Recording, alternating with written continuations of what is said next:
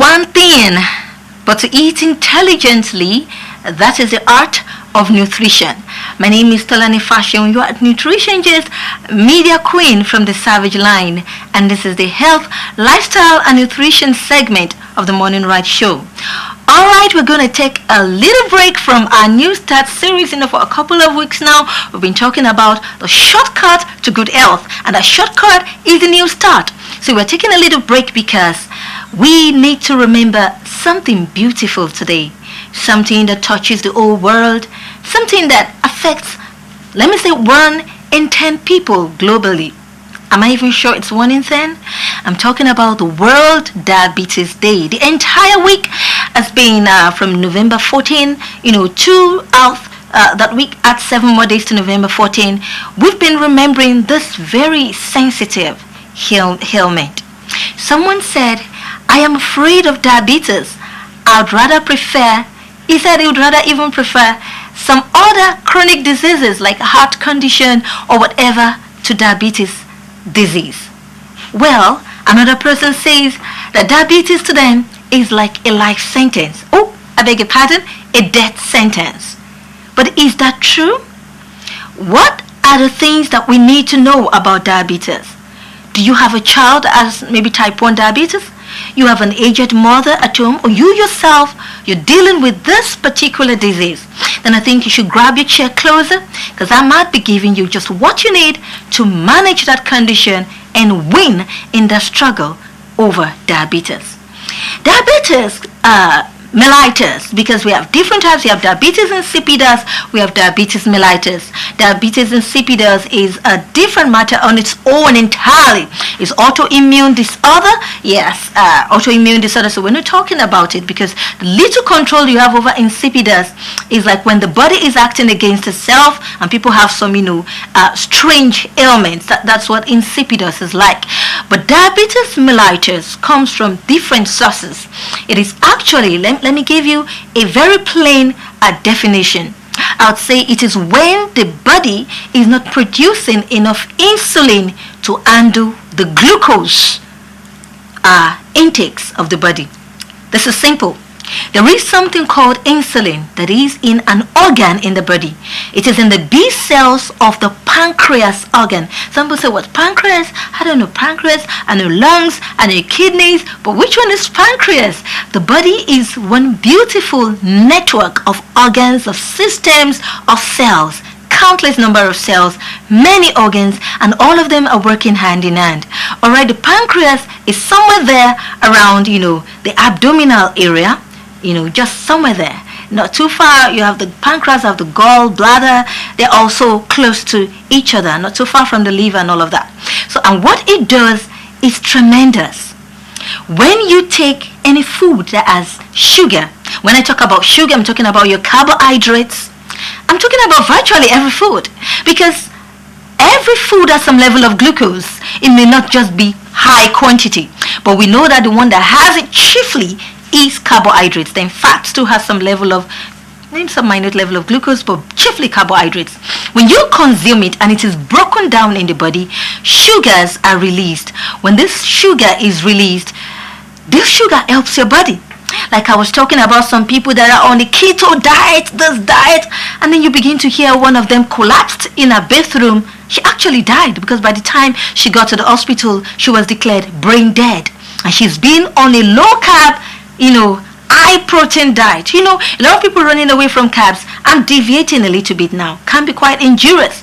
Why? Because these sugars are needed by the body. It is the main fuel of the body. The muscles need it to move. That's why when you've not eaten and you begin to walk long miles, you get tired. Why? You need glucose. And the time some of you rush for one quick drink or something to just fuel your body again. Now the brain needs glucose. If you're reading for number of hours and you've not taken some energy, your body begins to react. You may be irritable. You may not concentrate again. Some can't even see again clearly because glucose is vital. Every organ, from the brain to the legs to the muscles to the ends, every part of the body, to the liver to the kidneys, they need glucose. Alright, so I'm going to explain how insulin and glucose works together. So let's go on this short break and we'll be back. Stay with me.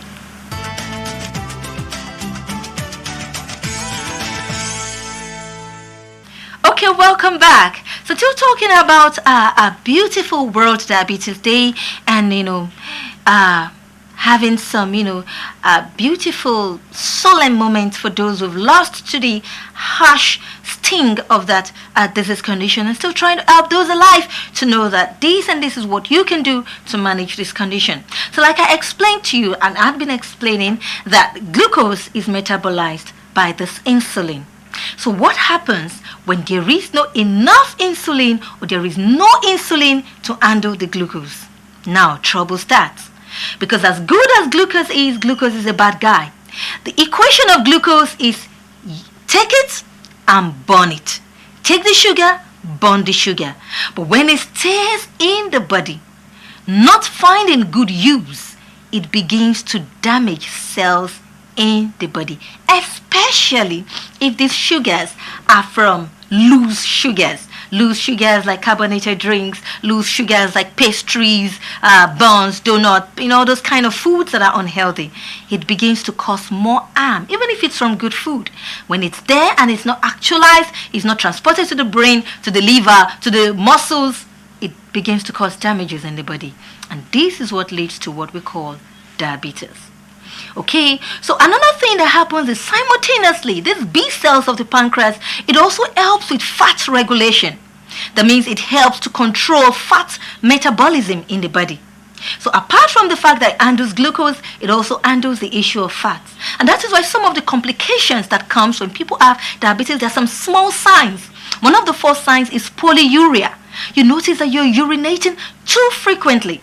Well, if it's during the day, maybe you're in the AC, you're in a cool temperature, we understand. But if it's between the middle of the night, let's say from 12 a.m. to 6 a.m., you're getting off your bed more than 3 times, even more than twice. Let's say more than 3 times. Let me assume that maybe you took cereal when you were going to bed, but you're getting up from your bed more than 3 times, more than twice, and it's a regular thing in the middle of the night.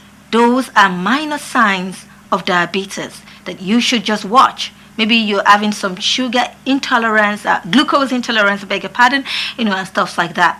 Another sign is polyphagia, excessive thirst, excessive. They need water every now and then. Then another one is polydipsia. That's polydipsia, is excessive water. Polyphagia, is excessive hunger. And then polyuria is excessive urination. Those are minor signs. If you're having any of those signs, you might go to do a blood sugar test. Very simple. But the major signs that scare people about this disease are the things it does to the body. When the sugar is in excess in the body, is unfestered, is not managed, it damages the nerves. That is what you call neuropathy. That means pathology, damage of the nerves. And that is when nerves damage happens, the extremities, you have some arteries flowing with the nerves, blood flow can be compromised, and then you get to hear them saying they have to amputate their legs, they have to amputate their limbs because of blood flow that is compromised. Another one that you have again is retinopathy. At times it makes people lose their eyes. Yes, and then when that happens, it can lead to blindness. Because retinopathy is pathology of the retina that makes them lose their eyes. Another one they can have is atherosclerosis. I explained that on one hand, it helps with glucose. On another hand, it regulates fat. So by the time this fat has no regulation, a lot of it is deposited in the walls of the arteries, causing more plaques, restricting blood flow, and that causes silent death, kind of ischemic stroke. That is why diabetes can lead to chronic cardiac failure. Even if you're hypertensive, you may not have diabetes, but if you're diabetic, you can become hypertensive or have some chronic cardiac failure. The reason why is the reasons why people actually fear the disease condition so much. So retinopathy, that is damage of the retina leading to blindness, neuropathy, then nephropathy. There is so much link between it and the kidneys. When, diabetes is uncontrolled, it can damage the kidneys. So now you say, dietitian, you said so much, you're telling us about the disease. Let's talk about what do I eat to control diabetes. You might have to hang out with Morning Ride next week, so we'll talk about it. So stay tuned, let me see you next week. Silvermaid, same time, same Morning Ride, same NTA2, same me. You go, eat to live and don't live to eat. Bye for now.